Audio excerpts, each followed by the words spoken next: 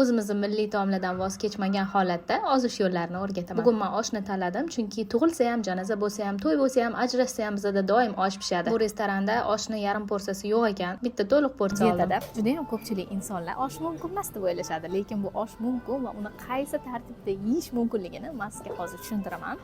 Qo'limdagi osh taxminiy 800 kilokaloriya, chunki uni qanaqa yog' bilan, qancha miqdorda tayyorlanganligiga ham bog'liq. Taxminiy 800 kilokaloriya, chunki bu bir porsiya hisoblanadi. Va buni endi biz qanaqa tartibda yeymiz? Yonimizga bitta tarelka olamiz va oshni tarelkaga solamiz.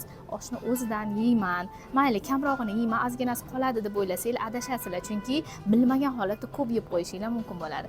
Yoningizga tarelkada kamroq miqdorda olasizlar va o'shani polniy hammasi tugaguncha yesanglar bo'ladi. Mana men yarmini oldim, ya'ni bu taxminiy 400 kilokaloriya hisoblanadi va yarmi turibdi. Yarmidan ko'prog'i даже. Men yarmidan ozgina kamroq oldim. Endi qaranglar nima qilasizlar? Oshni yonida обязательно salat bo'lishi shart va oshinglar qancha bo'lsa, salatinglar ham xuddi shu miqdorda bo'lishi kerak. Mana. Ko'rdinglar? Osh qancha, salat xuddi shu miqdorda iste'mol qilasizlar.